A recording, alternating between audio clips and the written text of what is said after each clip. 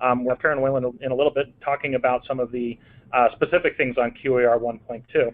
But really what we're focusing on here is the implementation pathways to increasing our country's energy productivity that's been detailed in the Accelerating Energy Productivity Roadmap document, which is a report that was created through our partnership. So what we're hoping for today is that our speakers and the webinar participants alike will get a chance to look at some of the development that's happening in the industry, some of the market transformation that's going on, and really to help identify new and emergent strategies to inform potential policies. So before we get started on the content today, I'd like to go over a couple things on the webinar, which should be pretty familiar for those of you who were here last week.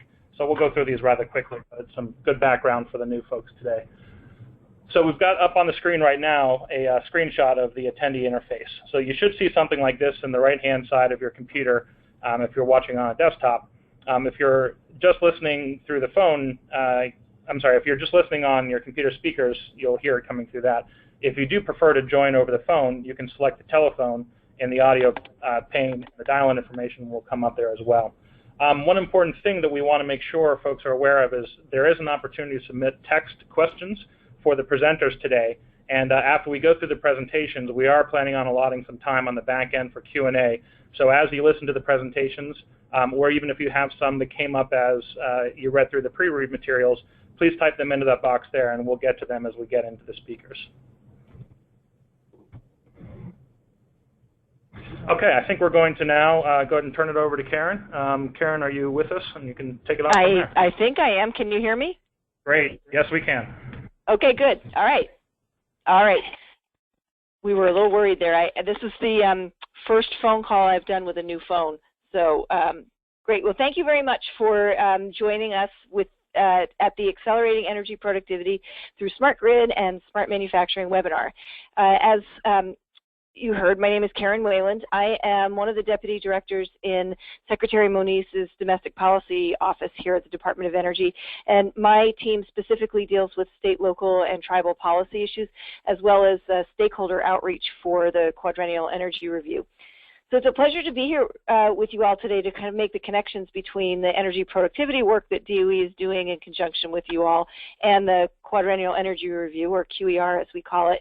But first I'd like to extend a special thank you to Kateri and Kevin and the Alliance to Save Energy, and then Deborah, Chad, and the Council on Competitiveness for your partnership on Accelerate Energy Productivity by 2030.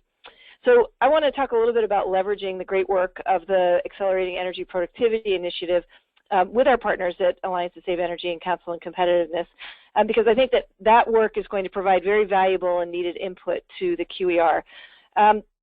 We began the QER process back in January 2015 when we got a presidential memorandum directing all of the administration to take on the Quadrennial Energy Review. This is the first time that the administration has done such a review across all of the agencies. There are a number of agencies that do quadrennial reviews, like the Defense Department, but they kind of look internally at their long-term goals and figure out what they need for policy and budget to get to those goals. When you think about energy, it's a different animal because there are 22 different agencies that have equities in energy, and so this is an interagency process.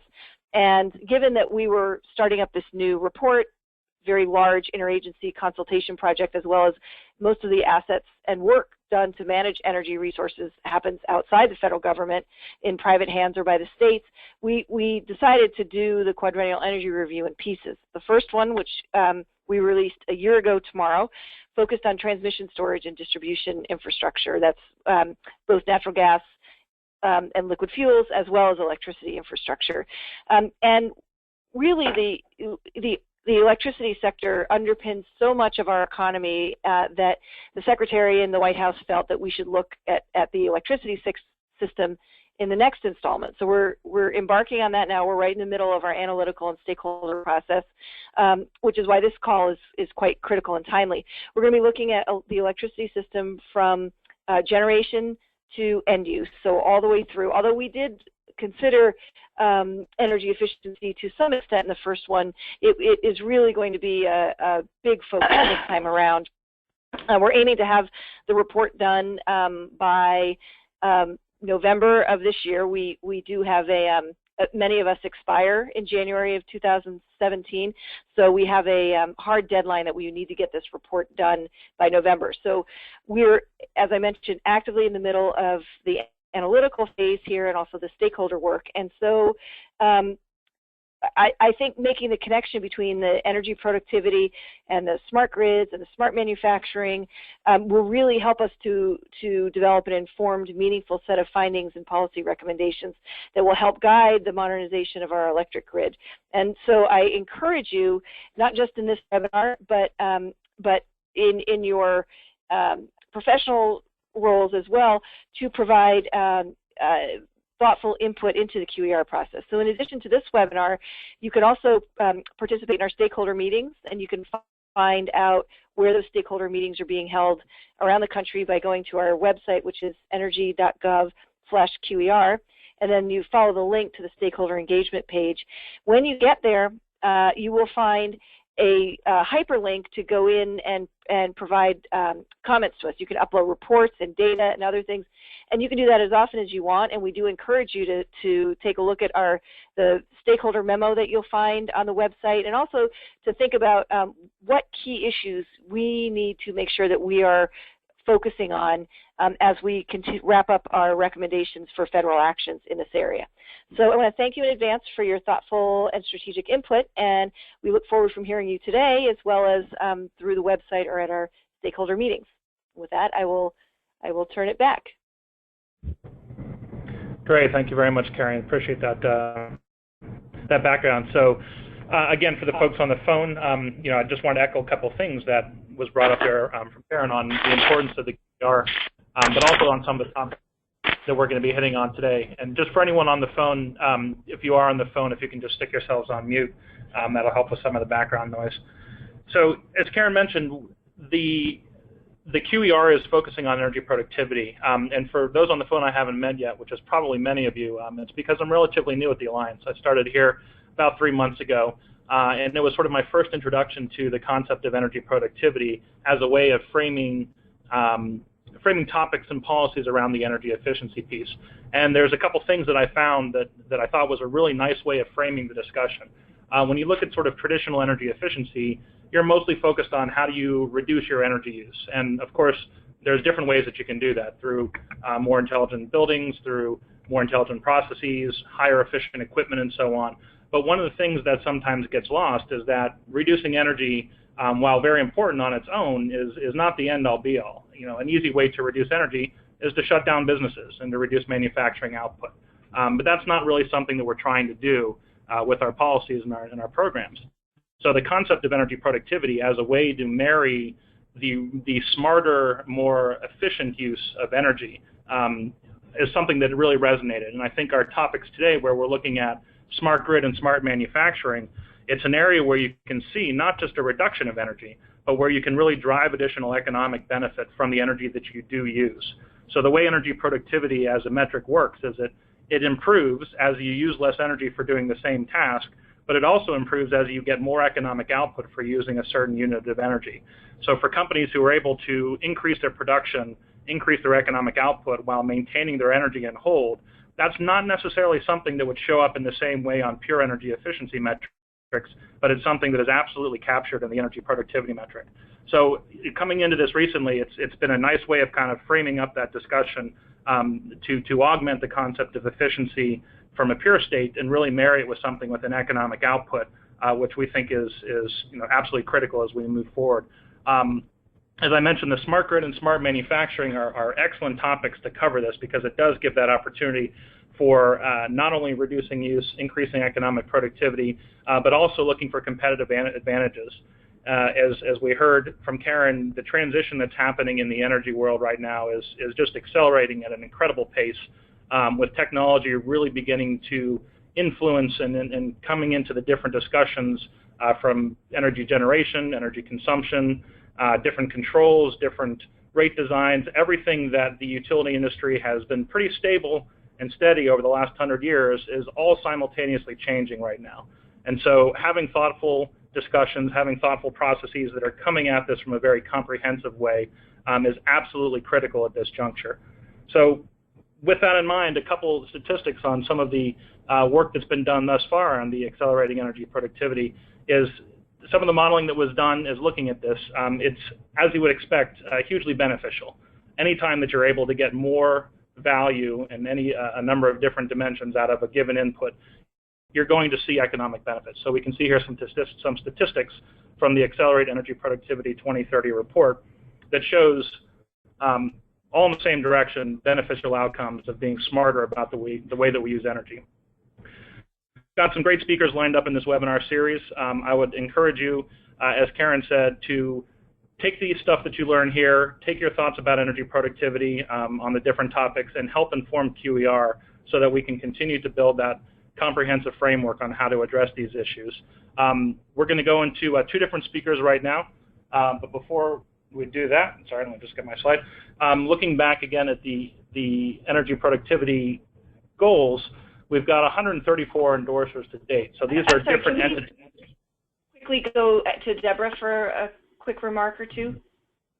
Oh yes, no, I'm sorry. I got ahead of myself in two different ways. So we will go to Deborah in just a second, and I'll just finish up my comments on the endorsers. So we've got 134 endorsers on this goal for the moment, and I'll use that as the turning it over to Deborah. Deborah Wynn-Smith, the President and CEO of the Council on Competitiveness. Thank you, Kevin, and thank you, Karen, for your leadership in the Secretary's office in the Department of Energy and for your welcoming remarks. And thank you, Kevin, for your remarks and also giving us a very nice overview on what doubling energy productivity actually means to overall productivity. I am the President and CEO of the U.S. Council on Competitiveness, and just by way of background, the U.S. Council on Competitiveness is a 30-year-old nonpartisan leadership organization of CEOs, university presidents, labor leaders, and national laboratory directors. And our agenda is really how we drive the prosperity and standard of living for all Americans and the success of our enterprises in the global economy through increases in productivity.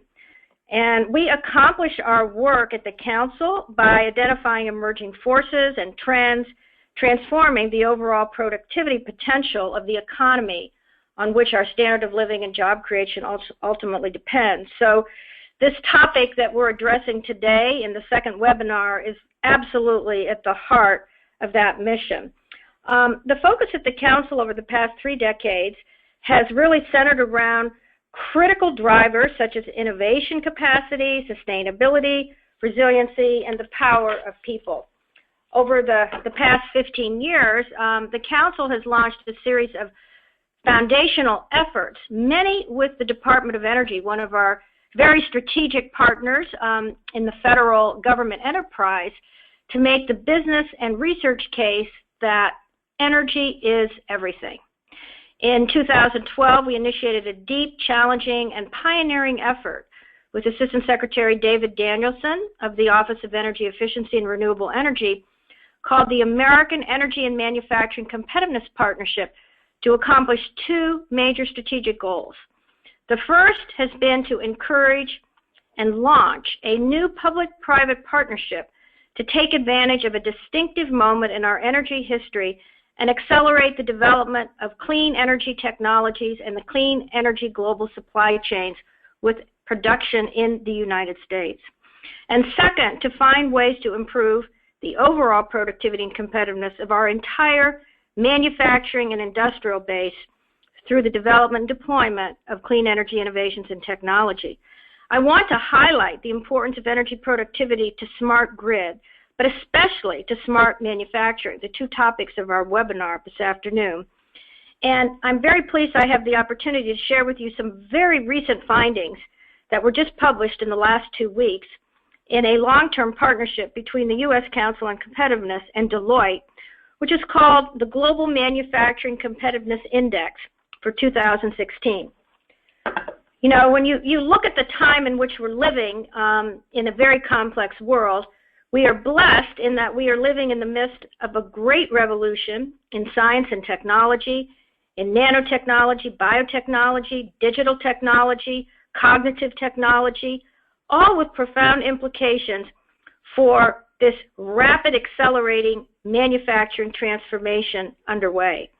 Among these technologies, the 500 plus CEOs around the world surveyed for the Council Deloitte 2016 Global Manufacturing Competitiveness Index singled out the emergence of this new phase of the digital revolution as truly a manufacturing game changer.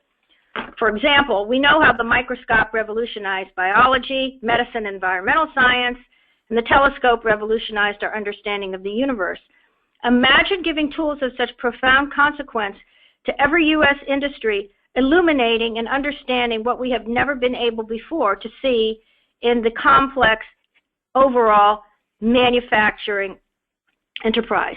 In production alone, we will soon, and already in some cases, have the ability to assess the operation of every machine and device, the cut of every blade, every movement of material, and the consumption of every minute by minute of energy use.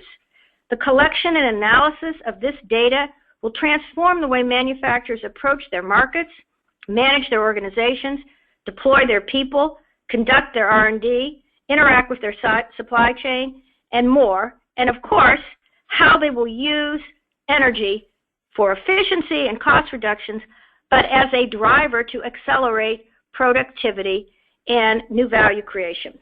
Industry experts estimate that investments in smart manufacturing could generate cost savings and productivity gains that could add $10 to $15 trillion to global GDP over the next 15 years. When one couples smart manufacturing with entirely new classes of product technologies, from flexible electronics to the vast applications for technical fibers and textiles, and you see incredible opportunities for innovation and new industrial capacity. Not surprisingly, the U.S. CEOs surveyed for our new index ranked predictive analytics, smart connected products, and smart factories as number 1, 2, and 4, respectively, in terms of future importance to manufacturing competitiveness. So again, the discussion we're having today on smart grid and smart manufacturing is at the very heart of this tremendous opportunity. And what will increasingly enable smart manufacturing is, of course, a smart grid that is capable of sensing and responding to our energy needs and directing resources to minimize waste and optimize value.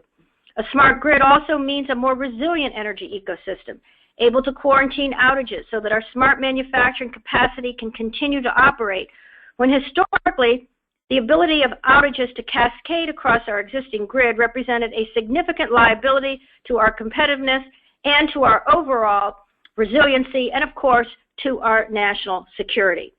Energy productivity is indeed the linchpin to energy manufacturing and ultimately America's future competitiveness position. The opportunities ahead for our nation are unprecedented. More efficiently and effectively controlling our energy needs improves our energy security and independence, and of course also reduces the cost and opens new opportunities for the ever-increasing spiral of innovation. I urge all of you to stay engaged with us through social media, signing up for our monthly newsletter, picking up the phone, contacting us directly, and sharing what you've learned today with your own colleagues and networks. Along the lines of our discussion today on energy productivity and smart manufacturing, I'd also like to let all of you know that the Council on Competitiveness and our partners in the Office of Energy Efficiency and Renewable Energy are hosting our 4th annual American Energy and Manufacturing Competitiveness Summit in New York City at the City College of New York, hosted by Chancellor J.B. Milliken on May 13th. 12 and 13. And I hope all of you, if you have any interest in participating, will visit our website and join us as well. I also would like to thank our partners at the Alliance to Save Energy. Kateri Callahan, I know, cannot be with us today. Kevin, thank you for your leadership and that of the team there.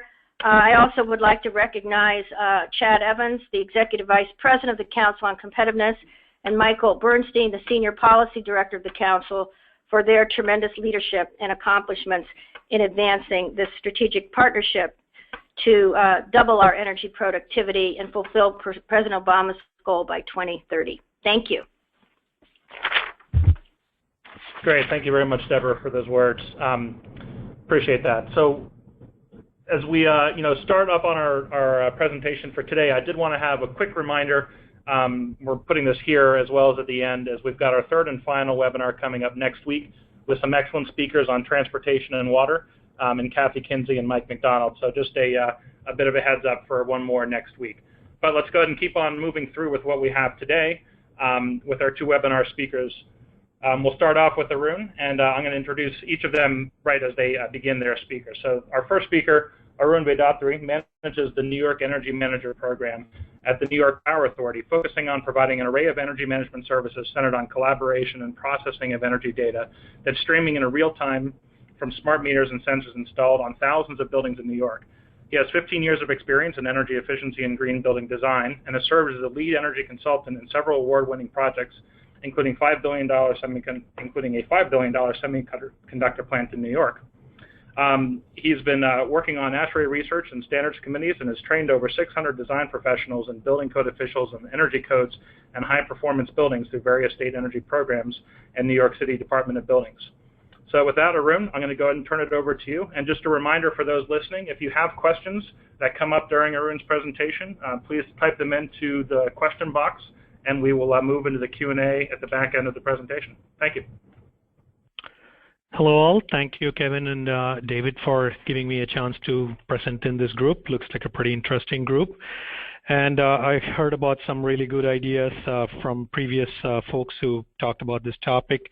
And we are basically building on some of the same concepts, the digital revolution, the predictive analytics, and smart sensors, and literally putting an ecosystem together that leverages all these technologies to a use case, which is the state buildings of New York. So with that, let me go through this presentation. So please go ahead, advance the next slide, please.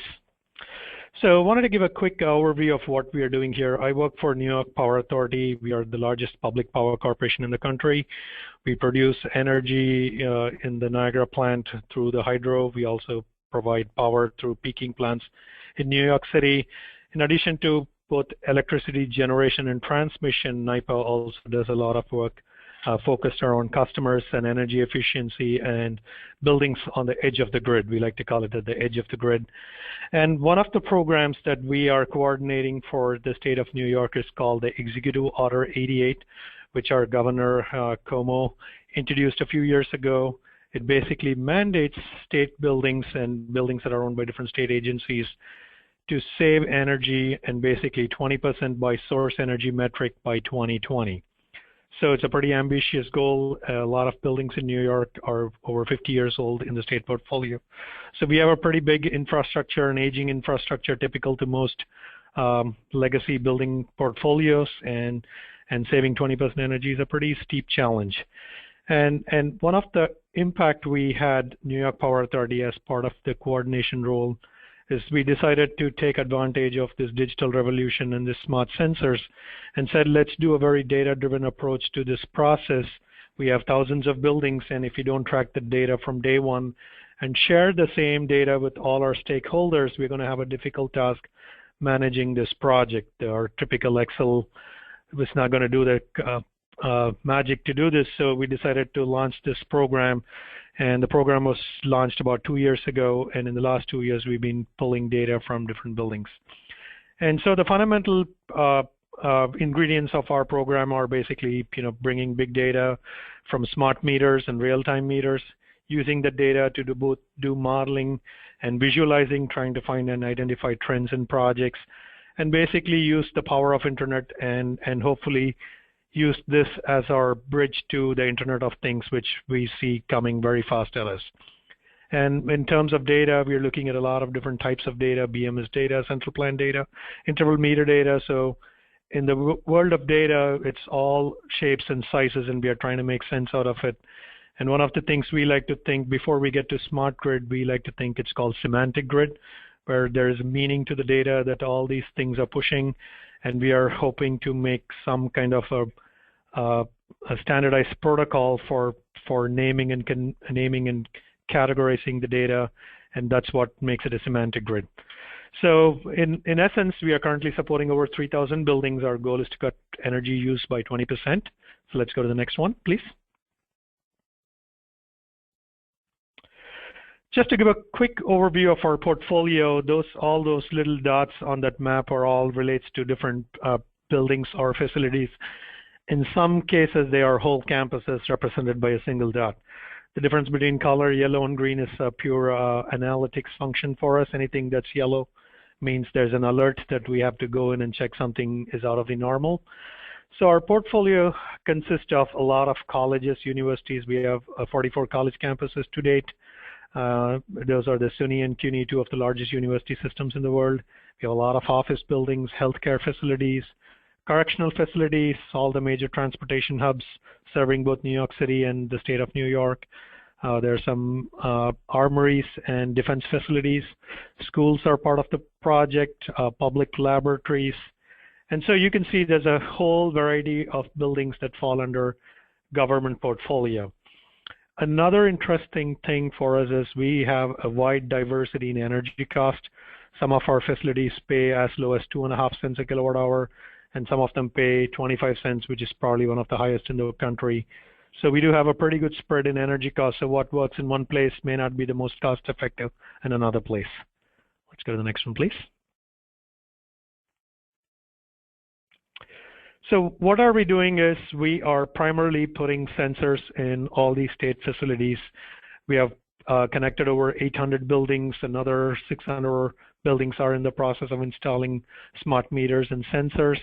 And we hope to be about another 400 buildings strong in the next few months.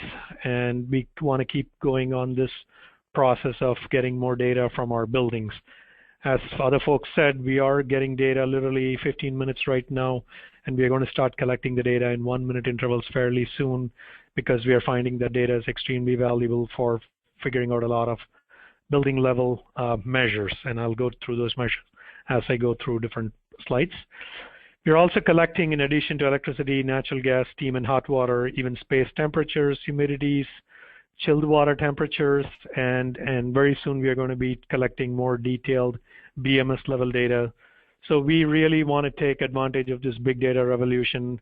The good news is the data that the buildings are streaming is very light. It's not like a Netflix video. So you can really host a lot of data without really seeing a lot of burden of carrying the data. In addition to that energy data coming from buildings, we are also pairing data coming from weather stations. Today we have about 20 weather stations. As the data gets more and more dense, we want to increase that weather locations to about 66. Those are the main cities and towns in New York State. We're also picking up data from our ISO, which is the new system operator who manages our grid. So we're bringing live hour-by-hour energy cost at the grid level to all our sites. So in one pane of glass, we want folks to see their energy use, the weather impact, and the grid pricing, because all three are very related in helping our customers both save energy and increase energy productivity. And the fourth major piece of data that's very common in every building that usually gets ignored with data is the operating schedules. And once you have a knowledge of how the building is operated or what's the operating schedule for people, equipment, and temperature, you really start making a lot of sense with the data and then energy patterns. So we're bringing that too in the same pane of glass. We want all these 4 data points to show up. Can we go to the next one, please? So our model is pretty straightforward. There's a lot of solution providers in the market that provide this technology. It's a fairly mature technology, and so we are adopting it in a mass scale. It's a software as a service model. It's web-based, so we're not married to any particular computer or system. As long as somebody can get on the web, they are given a secure environment with a login and a password. And once this users come online, we provision them with different access level privileges depending on their user or an administrator. Is it a building level, campus level, agency level? And once you do an initial configuration, the data is pretty much open to them for making it work for their portfolio. And each user can customize their own set of screens to what's most important for them, so it's completely flexible environment. Let's go to the next one. Next one, please. So there's another piece we decided to do as we brought all this data together is we decided to put together a network operations center. This is fairly unique for managing grid edge devices. And we are doing it for multiple reasons. One is we want to have a very good situational awareness of everything that's happening in our portfolio. So a network operations center looked like a logical fit. We're also assuming that the smart grid is going to open up new business models, engagement models, and customer use models. And having a very open-ended data place would be very valuable for us to understand what these use cases are. We think we'll be one of the early adopters of this technology, so we would be evolving as this technology evolves, and the space has a huge amount of value for us. We also want to bring our customers who are building operators and agency folks into this facility to learn from us and learn with us, what they can inform us about their own buildings and operations and where the different data points start to make sense from a pattern language. And one of the things we uniquely believe is human beings are very good at identifying patterns, and visually we are very good at identifying anomalies. And so having this data in large big screens has a huge value for us. And we are also going to be transitioning to a more transactional control at the grid level, and understanding which buildings and systems are impacted at the transactional level is going to be hugely valuable in evolving this market. And so this NOC center really makes a lot of sense for us. And so we are currently building this out. This will be finished in the next month or two. It's very close to the image you see here. And another feature we are also piloting in this facility is some of these screens are going to be very touchscreen oriented. We want to build applications that are very touchscreen. I go to our cafe and I see the beverage vending machine is now a touchscreen. So touchscreen is now coming up, pretty much popping everywhere. And we think the modern workforce is going to expect that. And we would be able to attract talent to the building industry and controls industry by adapting to the latest technology. So from a workforce attraction and talent retention perspective, we want to start thinking employee engagement from a touchscreen interface perspective. 20 years ago, it was computer mouse, and now we think the touchscreen is the next model. So we're trying to build these applications on a touchscreen environment. We're going to call it a knock in a box, and once we build applications for our customers, we literally ship them a screen, and they are ready to go and play with their building. Let's go to the next one, please.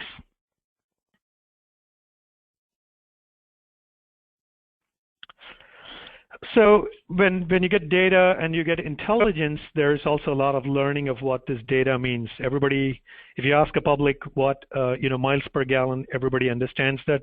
But you go talk to a building operator and say energy use intensity, they have no clue what you're talking about. And if you say somebody has energy use intensity of 100 or 200, they don't know if it's a big number, a small number. So there's a lot of knowledge that the marketplace needs to understand what this energy data means. And so we are also standing up a customer advisory role, both within NIPA and through our third-party consultants. And our idea is to help owners and building operators understand and digest this data that's coming to them. And hopefully we will help them with real-time optimization of their projects. So the market education and workforce development is a very important component, and we are putting a lot of attention to translating this knowledge to our workplace. And so that's our primary role in customer energy advisory role. And what we are hoping to get out of this advisory role is to stand up a whole model called real-time energy management. And the real-time energy management would primarily focus, at least on the early stages, on low-cost, no-cost measures that you see pretty prevalent in buildings. And hopefully we want to build from that and try to standardize a lot of our operating procedures, engagement procedures, so that you can scale it for market adoption. Let's go to the next one, please.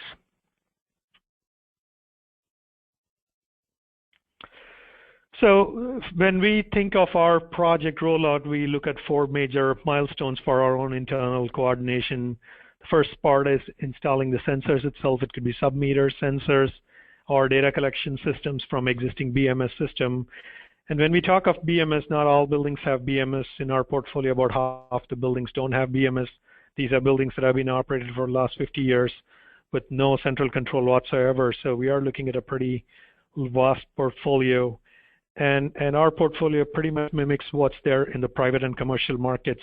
Not all buildings have central energy management systems. And so we have to understand how to influence energy use in these buildings. So we really look at this new evolving technology of grid edge intelligent devices and sensors as the bridge to take from buildings that have no central visibility on their energy use or control, bringing them to the 21st century.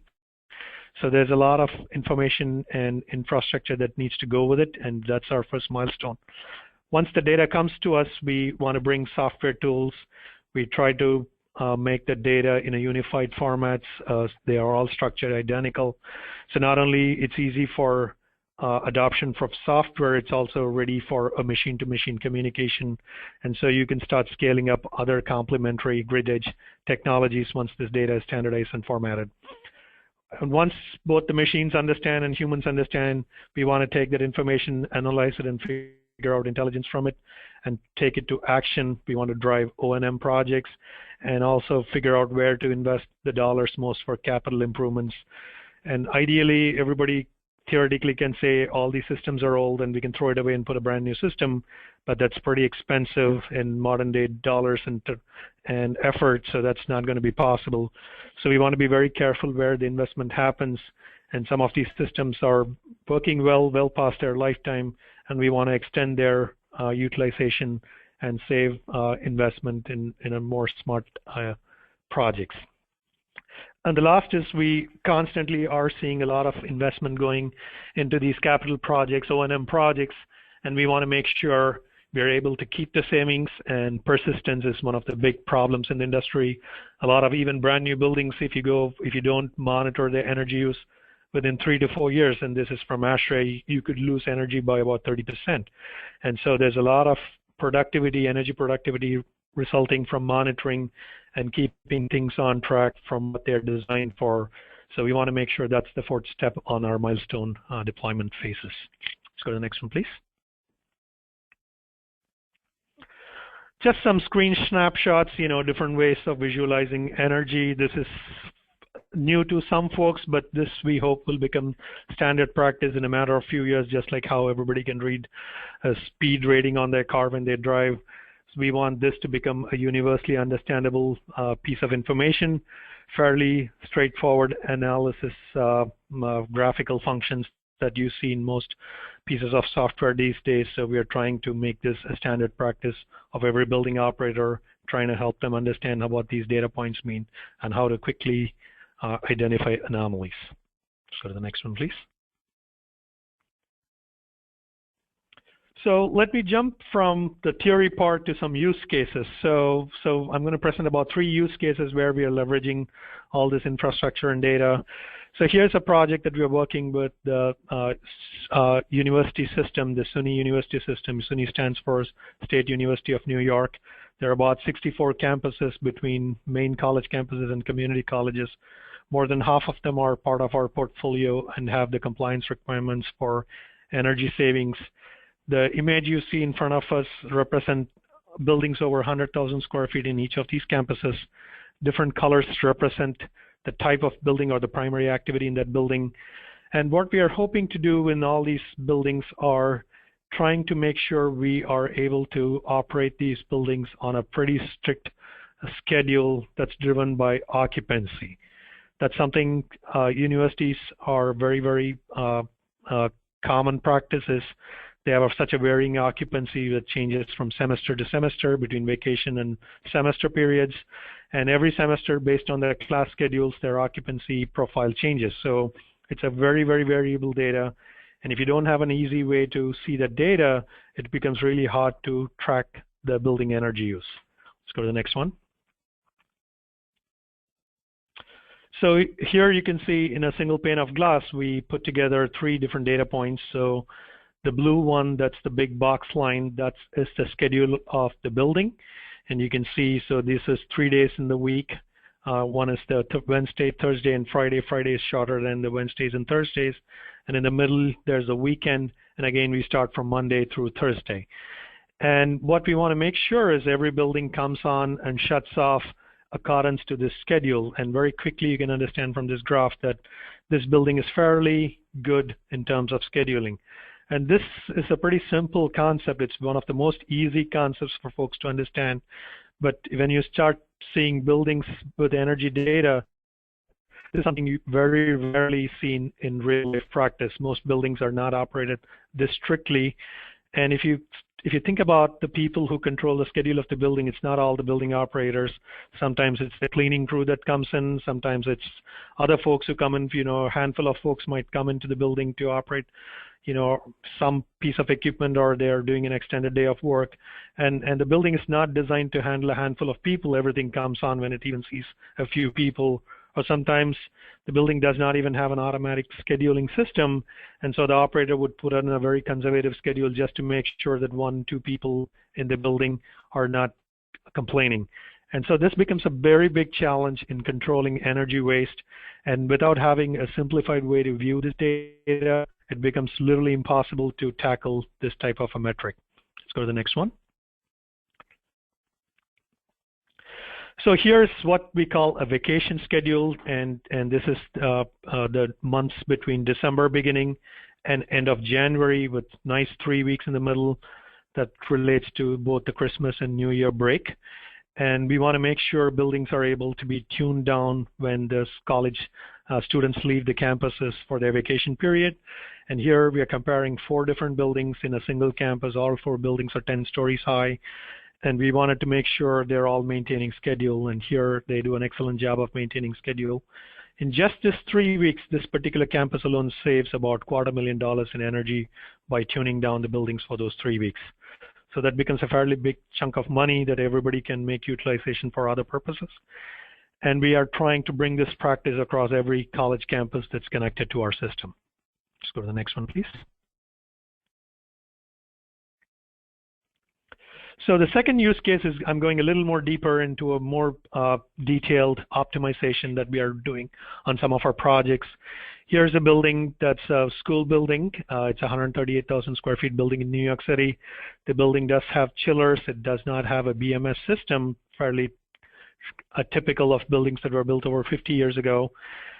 And so the building had no visibility on its energy use prior to installation of our system. So over the last 2 years, we installed a fair simple number of meters. We didn't go crazy with the meters. We put in about 25 different meters. And we put in sensors to take a representative of the space for environmental conditions. So we picked up about 20% of the space for both temperature, humidity, and CO2 levels. And we also put non-invasive measurement sensors on the water side, chilled water, hot water, and steam systems to understand what's going on in the building. And you can see all the major assets that are on the side. And those are fairly common assets in every building. You're going to have air handlers, lighting, chillers, motors. So nothing unusual for a building type. The only difference is we are picking up this data using the new sensor technology. Let's go to the next one, please. And this was the result of our engagement with that particular school building. In about 1 year, we saw almost a 30% reduction in energy use. And you can see we picked 2 weeks in the beginning of September. The beginning of September is a pretty busy week for schools here because that's the start of the school week. And so we wanted to see how they are preparing themselves for the new school year. And you can see the pre-case, they were running at about 700 kilowatts. And in the post case, they are running less than 500 kilowatts.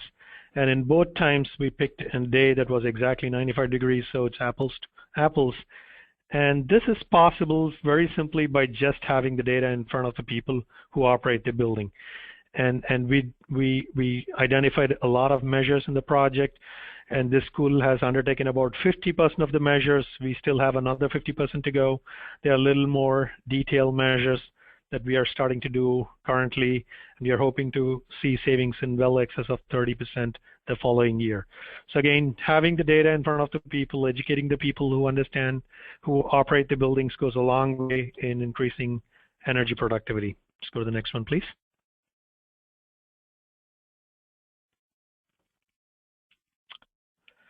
So this is going a further level deeper, more towards a smart grid type application. This is the building which is our home. We are actually part of within this building. This building is called Zen Building or Zero Energy Nano Building. It's part of the College of Nanoscience and Technology here in Albany. And we are on the 3rd floor of this building. And this building has a unique profile. It is a zero energy building, and it's currently considered as the biggest zero energy mixed use building on the Western Hemisphere. So we're pretty lucky to be part of this building. And as part of both tenants and users within the building, we decided to go very deep within this building. And what this building had at the time of design was a standardized BMS system, pretty sophisticated, latest generation BMS system. And then we decided to layer on top of it all the new generation smart grid and on-site generation technologies, which is where the smart grid universe is evolving into. So the first level is all those magenta boxes you can see there. We are installing meters and sensors at different system levels to make sure that data is always coming to us. The building also has a fairly large PV array and a fuel cell. We are tracking on-site energy production and trying to do energy balancing with the grid versus the building level. And third thing is we are starting to see use of smart edge devices. This is where Internet of Things market is evolving. 20 years ago, computing power was very expensive, so the design was to have a centralized BMS control because you could only afford a handful of expensive computers, and the control signal went to all these individual devices, but the devices didn't have intelligence built into them. Where we are now 20 years later, I have a Raspberry Pi at my home. It costs $5, and it's a full-fledged computer. We are starting to see this technology take effect in every piece of device. You're starting to see, small cooking appliances are built in with intelligence. And the same thing is happening with building industry. And here's an example in this building. We have blinds that are automatically controlled. It doesn't talk to the central BMS system. It has a lighting sensor. It understands which people are there. So every person in the building carries a RFID chip, and the building knows exactly who's located where.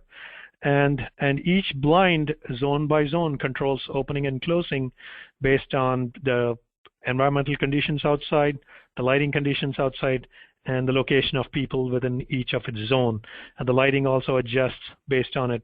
And so this is done without a central BMS influence, and an example of where we are seeing the technology take over for smart edge devices. The third level we are trying to do is track the energy use in real time and see if we can do real-time energy management. So one piece is looking at the energy use itself and trying to identify the patterns and see where we can find opportunities for savings. The second part of it is there's a smart system on the BMS layer that is continuously monitoring the BMS points for automatic fault detection and diagnostics. And the third piece is we are going to progressively enable automated optimization of the BMS based on signals from both the weather and the grid, in addition to the building level control. So that we are calling it the transactional model or the grid-based model, where the grid is starting to influence the building operations before the building completely did not care about the grid.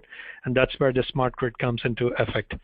In terms of technologies, we have 3 different layers of data. That's the last ovals you see there. Our New York Energy Manager sits that tracks building and system level sensors.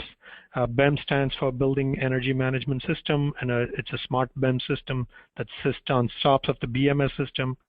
And third is we have a haystack model, and we are installing Sky Foundry system on top of it to do automatic fault detection and diagnostics. So you can go fairly detailed depending on the level of comfort and progressiveness of the building and its user.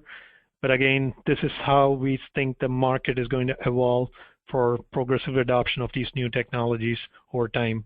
And we want to pilot and try out all these things within our state portfolio in New York. I think with that, I'm going to finish my presentation. Again, our primary goals for us is we want to progressively move our state portfolio into this modern marketplace. We are closely following the developments that are happening with other activities in the industry. Lead and ASHRAE energy codes are primary drivers in this market. All 3 of these agencies or these organizations are pretty much advocating what we are doing, so we're pretty much following their guidance. And we are hoping to continuously use this data and improve buildings and improve energy productivity and create both transparency for us and for the users and stakeholders to understand where energy is going. And the big advantage we saw of having a single system was consistency. And once you make it consistent, it's very easy to scale up new initiatives and new technologies and help with collaboration between different agencies and agency team members. The ultimate goal for all of our effort is to ultimately drive down the operating cost and save tax money. And hopefully this reduces the greenhouse gas emissions, and we are also able to create a new green economy. With that, I'm done. Thank you all. Great. Thank you very much, Arun. Appreciate that. Very good presentation. Lots of good information in there. We're a little bit long on time, but I did want to ask one really quick question about something you brought up in terms of the sort of presentation of this data in a visual way. I was wondering, as you move from your 15-minute resolution potentially down to 1, and as you add more data and more sensors on there, can you just speak very briefly about what the software, how the software is going to sort of manage the automation of raising up these issues, as opposed to presenting it in a visual way where users may have, just increasingly more screens or more data to sort of dig through? What's the process so that you can make sure to surface the major issues that can get resolved in a fast time frame? Sure, that's a pretty good question, and that's a very technologically intensive question. So some of the technologies that we don't have a time for a super technical answer, but maybe just a brief sure, would be great. So as we are scaling up our data resolution timeframes and the number of sensors we are picking up, our data resolution is literally increasing by leaps and bounds. Our current expansion is about 150 times what we did last generation, and our next generation is going to be another 100 times on top of it. So we are changing the underground technology. We are using, the software engines that what's similar to Netflix uses, that's designed for fast video streaming. So the background technology is fast changing, and we are adapting. The front interface, which we call as application layer for users, that has a different function and can pick up the data and visualize the data in a fairly straightforward manner. Users really don't care what's behind the scenes. So a lot of that is a behind the scenes improvements. Excellent. Thank you very much. Really appreciate that, Arun. Great. Okay, we're going to go now to our second speaker, Spencer Lipp. Spencer has 20 years experience in the energy engineering field. He's currently the chief engineer over the Lockheed Martin Energy California programs. Through this effort, he oversees the technical components for the implementation of PG&E and SCE's performance-based third-party energy efficiency programs, whose primary focus is complex and comprehensive retrofits in the industrial facilities. So with that, Spencer, I'll turn it over to you. Sure. Thank you, David. Just a little bit more background. So our programs out in California are paid for by the utilities, and so they're a free service to industrial customers to foster energy efficiency projects. So I've been with Lockheed for 10 years working on this program, and so there's a vast experience dealing directly with the industrial sector. So next slide, please. So we're going to talk about advancing smart manufacturing in the industrial sector. The cycle for innovation includes 3 categories. You have your early adopters. Those early adopters pull the mainstream implementers, and the trailing companies follow out of either necessity or they simply can't keep up and disband. So for smart manufacturing, the early adopters are going to be an important key target. They tend to have the leadership and innovation and innovative thinking to tackle this manufacturing approach. They tend to be able to handle more risk or have the confidence to pivot and thus are able to accept this risk. So anytime you're dealing with an industrial facility, it's important to listen to the customer, or any facility for that matter, and strive to solve their customers' problems. So, I've been to hundreds of facilities, and one of the things I always ask them is, what keeps you up at night? If I can solve that problem for them through a project, I'm more likely to get them to work with us. There's many potential benefits to smart manufacturing, but all won't apply to every customer. So it's important to customize the approach for each individual customer. One of the real keys, I think, is to stress flexibility. If we think about some commercial facilities, they need to be able to adjust to market conditions, and they do fairly quickly. The same thing is for industrial facilities, but it's harder for them. If we think about like a street corner with multiple gas stations, if one lowers the price, the others see that and lowers theirs in response to their competition. Obviously, the industrial sector is more complex, but the concept still applies. Imagine if an assembly line could quickly and easily switch to a new product line without significant downtime. That would give the company a real advantage in both the U.S. and world economy. That advantage would get the attention of some industries, and once it does, the others will follow. So I think you're already on the next slide. So I've heard some smart manufacturing proponents stress the need for innovation centers or test beds. These innovation centers that will outline and show the best benefits in all facets of business through the integration of machine or multiple plants would help to spur the market. Change is difficult for facilities and large companies. With any change, there is risk associated. While the early adopters, as I mentioned, can handle more risk, assisting in mitigating that risk is still important.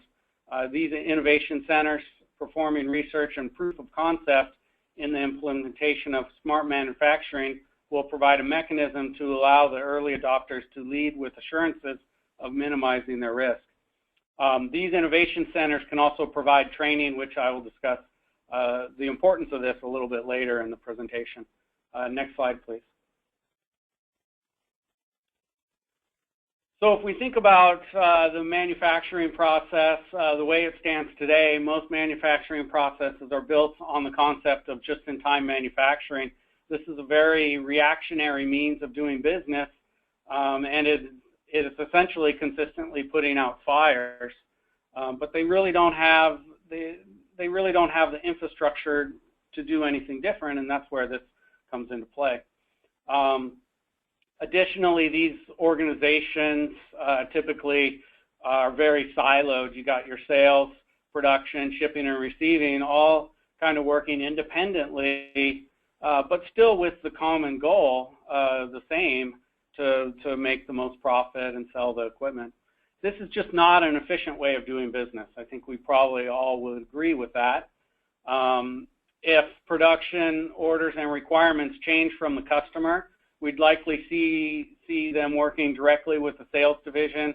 Information's then trickled down to the manufacturing floor, maybe through a database, emails, verbal communication, inbox, physical letter, all kinds of different ways. All these different facets require some human interaction, which leads to errors. This is the same scenario that the commercial industry faced 20 years ago. As an example, let's consider a grocery industry which had siloed operations from individual product pricing to sales to ordering. I'm going to date myself a little here, but when I worked at a grocery store in college, we had price guns. Cashiers would hand enter the price. Ordering was done by looking at the empty spots on the shelves. With the advent of computerized registers and prices, the sales information could be linked to stock at hand and automatically generate custom ordering reports for each store based on sales and distribution center based on shipments. This in turn is linked to the supply chain for new product inventory. Automation speeds up the process as well as results in less chance for human error. There, of course, was customer skepticism and resistance. I remember the person with the 2-foot-long receipt, double and triple checking every item to make sure that the price was correct. So to mitigate that and make the customers feel more comfortable, the stores started the the process of if your scan price is wrong, you get the item free. That was directly in response to the customers, not thinking that the technology was going to be correct. Maybe that made people check their receipts even more, but that was more to get a free item, and so for a different reason. Next slide, please. So a similar scenario can be done with industrial facilities. Data is important, but the key is what do you do with the data? Data from sensors paired with advanced computer simulation and modeling can create an unparalleled manufacturing intelligence. This in turn will drive flexible manufacturing to produce optimal production rates. Really is amazing to me when I discuss production records with manufacturing customers and they don't have daily or weekly granularity into their production. But this is really the majority of the plants that I visit on a daily basis through my work. Real-time inventory controls can be a key optimization component for the manufacturer with smart manufacturing. By incorporating the ordering system into the production system, optimal levels of an inventory can be produced without the need to spend resources on unsellable or long-term stock items.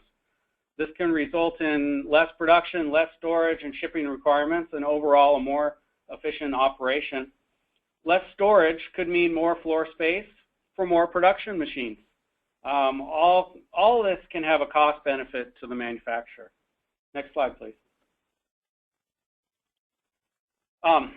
Additionally, cost savings can be garnered through varying production rates as the energy rates change. Most large customers are on time of use utility rate scenario, and the smart manufacturing system can respond to peak energy demand at the plant and minimize that monthly speeding ticket on their utility bill for the demand charge.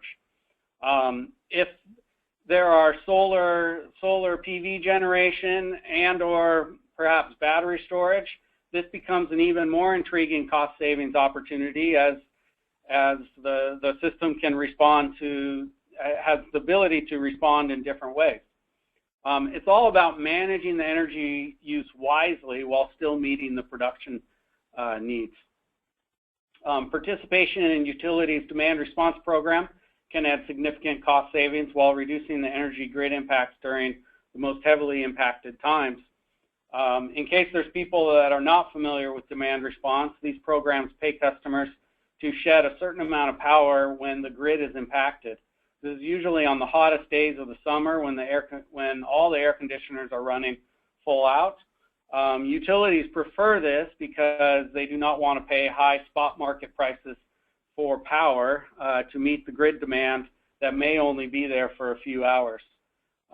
Utilities would usually advertise anywhere from 0 to 10 events per year. Sometimes you go through the whole summer and they don't call on anybody, and other times it's a handful of times. The chart you see on the side shows a typical demand response profile. You see the blue dots fall below the yellow curve during the demand response event to represent the shadow during a couple hours. Next slide, please. So for adoption of advanced or smart manufacturing, it will be important to have easily digestible data and metrics. The plant managers, CFOs, CEOs, any other company leaders need snapshots and don't have the time to sort through reams of data. This is where data analytics comes into play. Really, this boils down to knowledge is power. By introducing smart manufacturing systems and smart energy systems, leaders can see what it takes to make one unit of production, and more importantly, what is lost during downtimes. They can compare different days, different shifts, and see who's lagging and who's setting the standard. Time is money, and this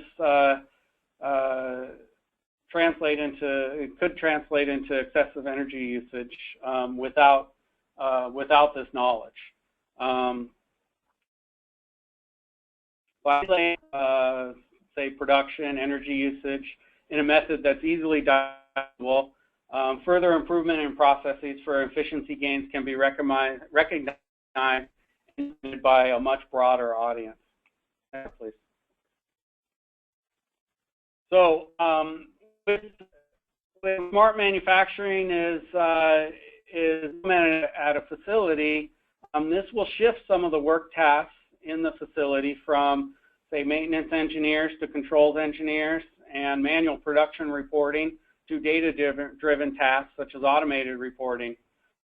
Providing training for existing workforce to be able to shift to the more data analytics workforce is a real key.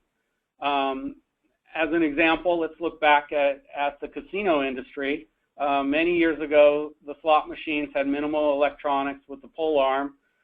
Casino workers essentially were tasked with removing and replacing the quarters, nickels, and pennies. As the machines got more electronically driven, those old machines became antiques, and the workforce had to shift to be able to troubleshoot and fix basic electronics and computers. Certainly not all the workforce is going to be capable of making this shift, but a majority probably will. If we relate this back to the manufacturing setting, the facility mechanical engineers may need to learn controls, and business analysts may need to learn data analytics. Without this, the controls and data analytics workforce will be new to the process system, and they're going to require some time to get up to speed. I think it's probably going to be 12 to 24 months before those folks are going to understand the intricacies of that particular custom manufacturing process at the plant. This will impede the early adopters from pulling the mid-level mainstream adopters into the smart manufacturing. Next slide, please. So to enable smart manufacturing growth, proof of concept will be an important component. As stated earlier, industrial customers are very risk averse when it comes to process improvements. There are only so many Elon Musks out there that have the vision required to jump into the smart manufacturing arena, and for the success of the effort, a business will need to be fully invested from the top down. Providing assistance and incentives for customers to take those risks is paramount. Additionally, it seems that it would be helpful for a company to already be well-versed in energy efficiency and already have implemented some low-hanging fruit projects like lighting and VFDs, and perhaps even some more complex process improvements, but it may not be required. Lastly, it's very important to keep the process simple. Many manufacturers will get lost in the weeds of a complex system and process, and it just won't continue effectively, and you'll essentially lose that manufacturer. Next slide, please. So I think there's a couple avenues for deployment. Here are two possible scenarios. The first is integrating smart manufacturing into the next phase of the Department of Energy Superior Energy Performance Program. These target industrial facilities, and these businesses have already invested in energy efficiency through that program. It also provides a means of measurement and verification protocols to be employed to show results. The employees at the facilities will already be well-versed in M&V, which is going to be important. Another route could use the support from key utilities across the country to accelerate the growth. In many states, demand-side management is first in the loading order, or in other words, the preferred method to thwart energy demand on the grid over building power plants. Utilities, through their account managers that deal with these customers on a daily basis, have insight into the inner workings of their large industrial customers and can foster the relationships required for initial engagement. Generally, utilities have energy incentive programs. That would certainly be a prerequisite to identify a key utility. and these programs can assist with funding as long as their energy savings meets program requirements. A pilot program may have to be developed in conjunction with the utility to ensure eligible savings are garnered through the process. This is especially true for heavy regulatory energy incentive states such as California, where I reside. Here, free ridership and other policies really hinder the energy efficiency activity in the state. Again, it's really important to keep it simple. If policies become too complicated, companies will not participate. We're starting to see that now in California in the energy efficiency arena, and this is a mature market. Adding complexity into an emerging market could stunt or kill all its momentum. Next slide, please.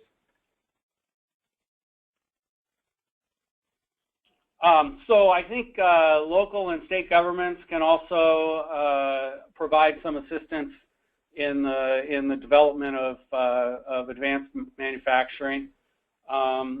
Essentially, I mean, businesses make decisions based on financials.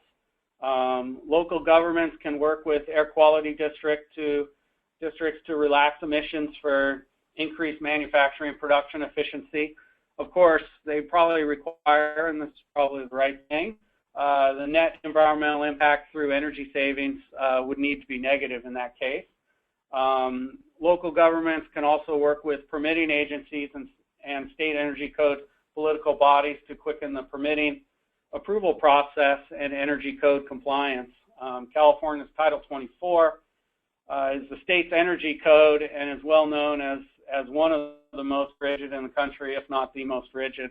Local government agencies perform the Title 24 compliance inspections, and if they are able to work with the California Energy Commission on allowing for trade-offs in code compliance for smart manufacturing installations, that could invigorate the smart manufacturing products and services sector.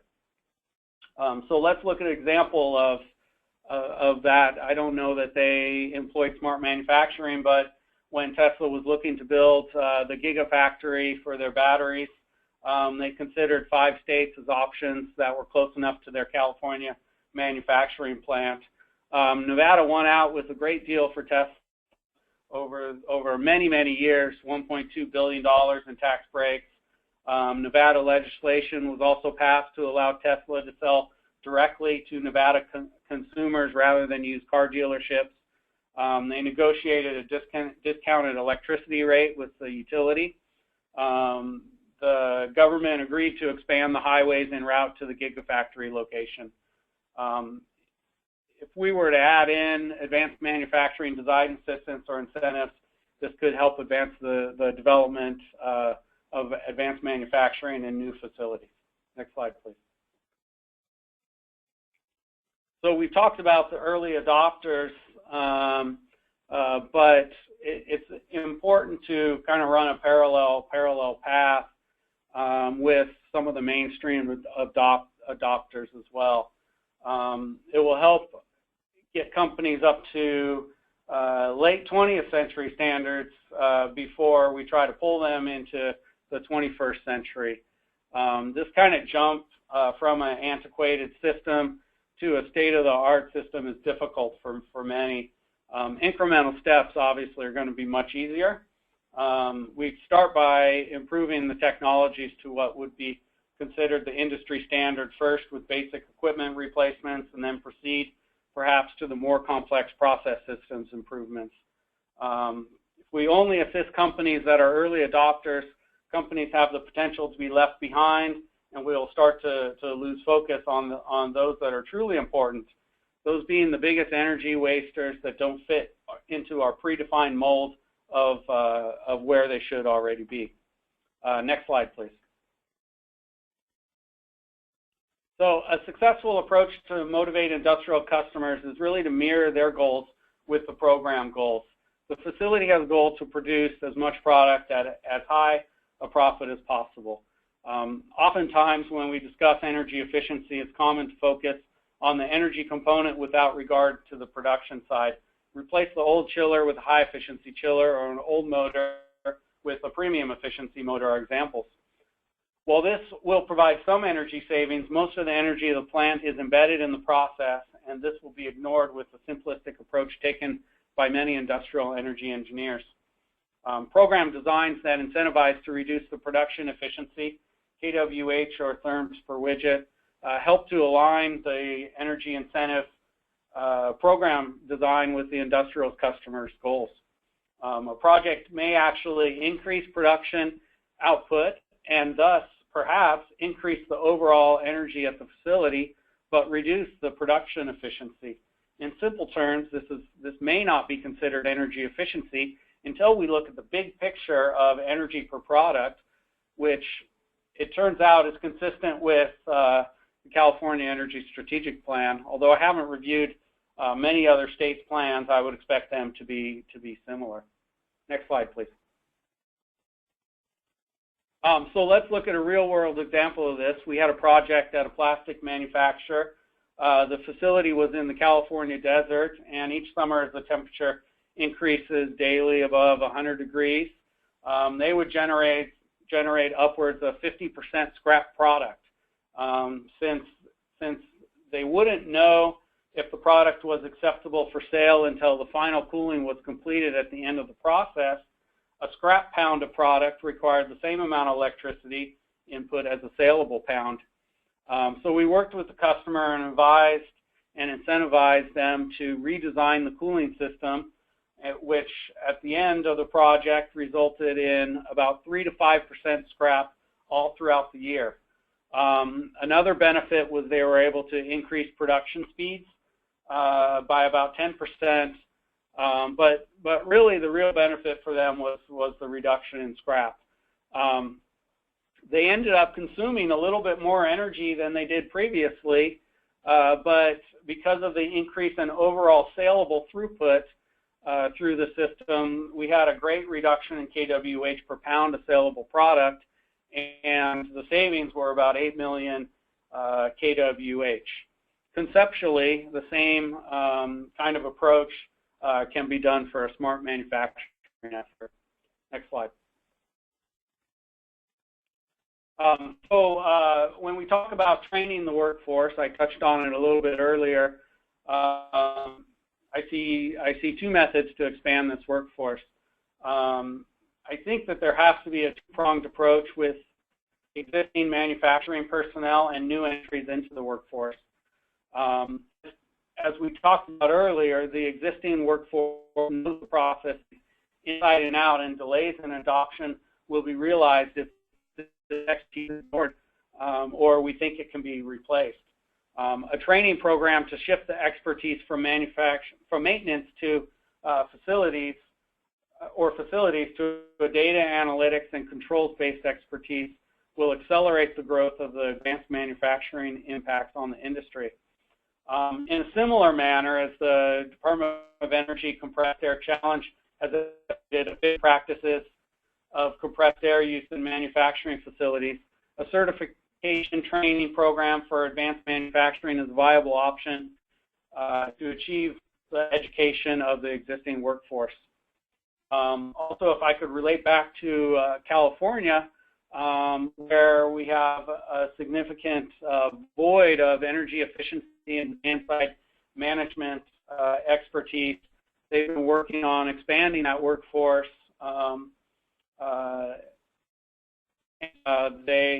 There's a program, it was a grant-funded program supported by Cal State East Bay. The program was a 2-year program with 4 individual courses, and in developing the curriculum, they utilized experienced industry personnel knowledge and expertise in the field to help drive what kinds of topics they would be looking for new workers in the field. I was actually on that advisory committee and an instructor in a few classes, and I think it worked well. We targeted a couple people for employment out of those classes. Participation in this type of certification course, of course, it doesn't necessarily have to be 2 years. That was just what the energy efficiency was. Could be a prerequisite for participating in, say, the Superior Energy Performance Phase 2 effort or the utility incentive programs. To give a little bit of background, the Superior Energy Performance Program, I believe, requires facility individuals to get ISO 50001 training certification. Next slide, please.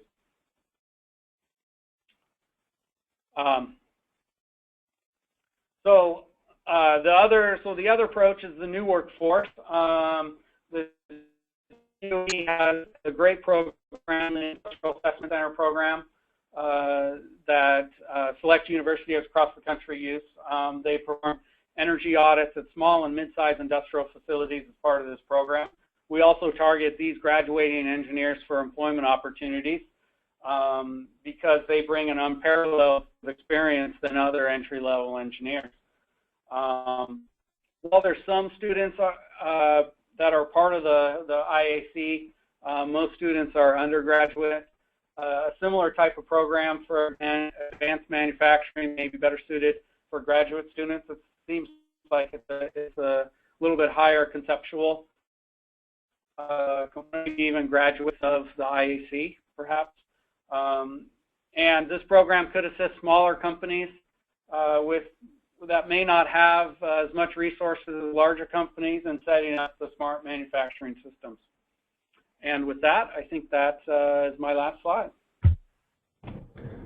Great. Thank you very much, Spencer, for that information.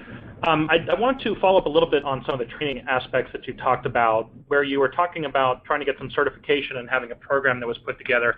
I'm wondering if either in your experience in California or if you've heard in other areas, are the utilities themselves involved in that training program in some form or another? Has there been any thought about maybe trying to get funding for those types of certification programs through the utility demand-side management programs?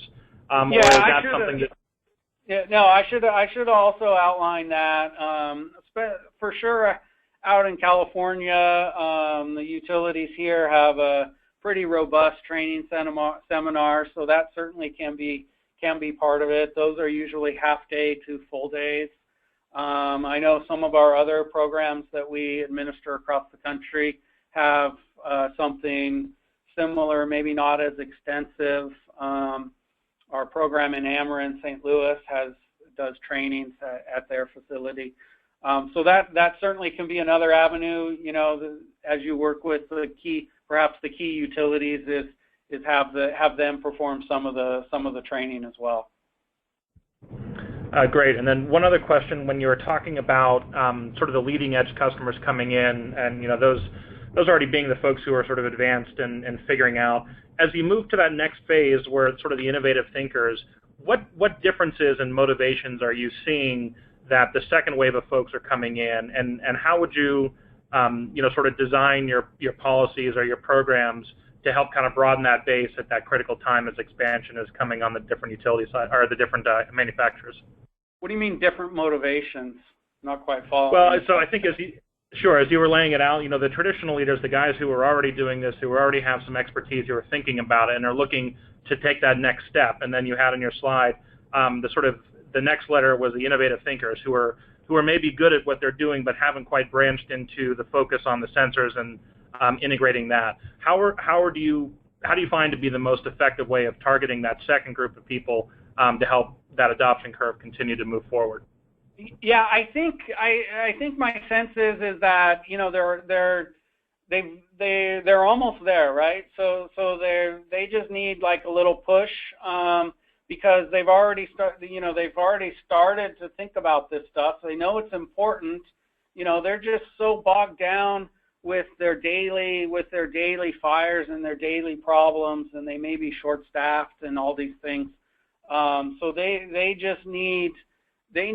really need the labor assistance to develop the program, I think, is what they really need.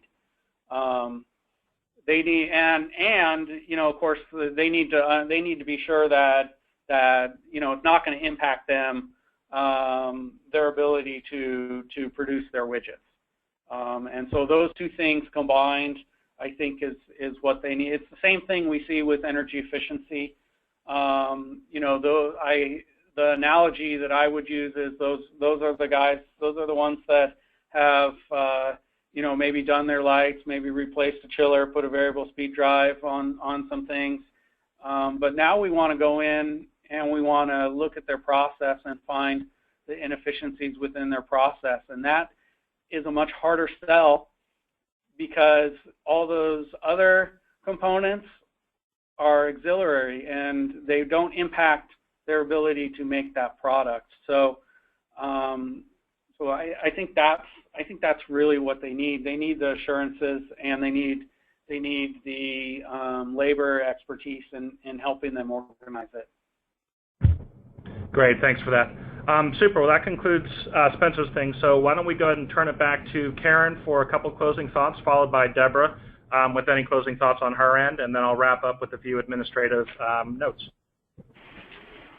This is actually Jenna Zweig. Thank you so much, Kevin. Karen had to drop off the line to go to another meeting. We really appreciate all of the input from our speakers today and the valuable questions that were also posed, and would really love to reinforce and invite anyone on the line to submit any additional input that this discussion may have sparked on our QER website, again, energy.gov/QER. If you follow the stakeholder engagement page links, there's actually a public comment form that would be terrific to get your input into QER 1.2 on, again, on electricity from generation to end use.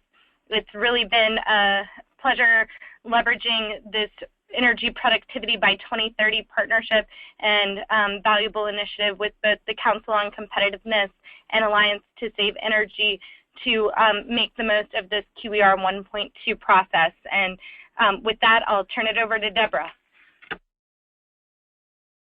Thank you very much. I want to congratulate everybody for a great discussion. Thank you, Arun and Spencer, and thank you as well, colleagues from Kevin et al. From the Alliance to Save Energy. I'm going to ask my colleague, Michael Bernstein, to give a few remarks from his perspective, and we really enjoyed the discussion. And Michael, why don't you identified some very important cross-cutting issues, and I thought that it would be nice for everyone to hear from you on that.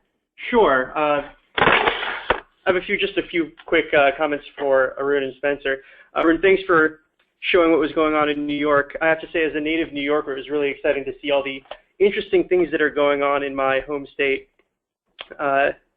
And as you described the semantic smart grid, as you put it, I think it's very interesting to see how everything's progressing. Thank you, Spencer, as well, for your insights into smart manufacturing and the relatable real-world examples.